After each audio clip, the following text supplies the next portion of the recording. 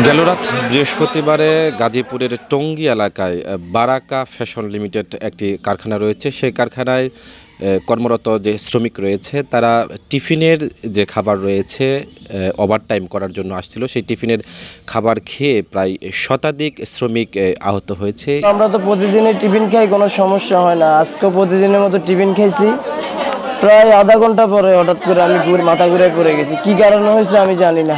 খাওয়ার পরে 15 minute time দেয়, পরে 15 মিনিট পরে কাজ করতে বসছি। কিছুক্ষণ পর মানে একজনের পর একজনই অসুস্থ হয়ে পড়তেছে। কি হচ্ছে জানি না আমরা। 28 বাজার পর আমাদের টিফিন দেয় 10টা থাকার জন্য। তাই টিফিনটা খাওয়ার 10 মিনিট পরে মাথা ঘোরানো, বমি শুরু হয়ে গেছে। কোনো অসুবিধা হচ্ছে? বমির ভাব কমছে? আচ্ছা, কোনো অসুবিধা হলে সাথে সাথে কিন্তু জানাবেন। হ্যাঁ, এখানে পর্যাপ্ত ডাক্তার আছে, নার্স আছে। ধরা হচ্ছে ফুড পয়জনিং, কিন্তু আমরা পেশেন্ট রিসিভ করার পর আমরা যেটা দেখছি সেটা ফুড পয়জনিং না, বেশিরভাগই প্যানিক অ্যাটাক। কোনো ফুড থেকে এটা ছড়াচ্ছে বা এরকম কিছু আমরা দেখি নাই। আমরা দেখছি এখানে যতগুলো পেশেন্টই আসছে বেশিরভাগই প্যানিক অ্যাটাকের পেশেন্ট। রোগীরা বেশিরভাগই প্যানিক করছেন, প্যানিক করার কারণে ওনারা হাইপার ভেন্টিলেট করছেন। আর হচ্ছে কিছু রোগী একটু স্যালাইন পাচ্ছে, স্যালাইনটা ঠান্ডা বলে একটু শিভারিং হচ্ছে। আল্লাহর রহমতে প্রত্যেকটা পেশেন্ট স্টেবল আছে, কোনো পেশেন্টেরই আমাদের আইসিইউতে নেওয়া লাগে নাই, সবার blood pressure is very well. 250-টিরও বেশি ডিজাইন অপশন নিয়ে ওয়ালটন স্মার্ট ফ্রিজ, বোঝে আপনার প্রয়োজন।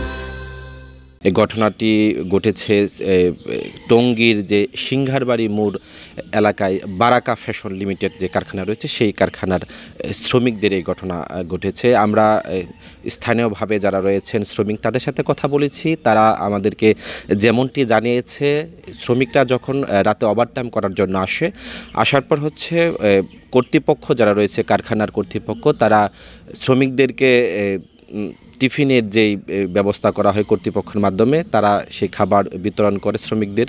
দেওয়ার পরে পর্যায়ক্রমে সেই খাবার খাওয়ার পরে একে একে প্রায় শতাধিক শ্রমিক আহত হয়। এই ঘটনার হওয়ার পরপরই পুরো কারখানায় একটি আলোড়ন সৃষ্টি হয়। সেই হিসাবে তাৎক্ষণিক সেই কারখানাটা বন্ধ ঘোষণা করে দেওয়া হয়, কর্তৃপক্ষ দিতে বাধ্য হয়। 1150 জন শ্রমিক, তাদেরকে একটা টিফিন দিয়েছিল। এই টিফিনের মধ্যে আছে কলা, ডিম, প্যাটিস এবং একটি কেক। এই 4 পদের টিফিন আমরা দেখতে পেয়েছি।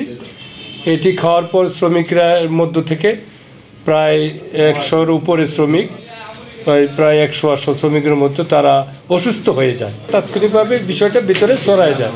তবে তাদের মধ্যে একটি আতঙ্ক বিরাজ করে। তাৎক্ষণিকভাবে ম্যানেজমেন্ট এই শ্রমিকদেরকে সুরক্ষা দেওয়ার জন্য তাদের যে ব্যবহৃত গাড়ি ছিল এবং তারা গুটিয়ে মেডিকেলে তারা তাৎক্ষণিক যোগাযোগ করে।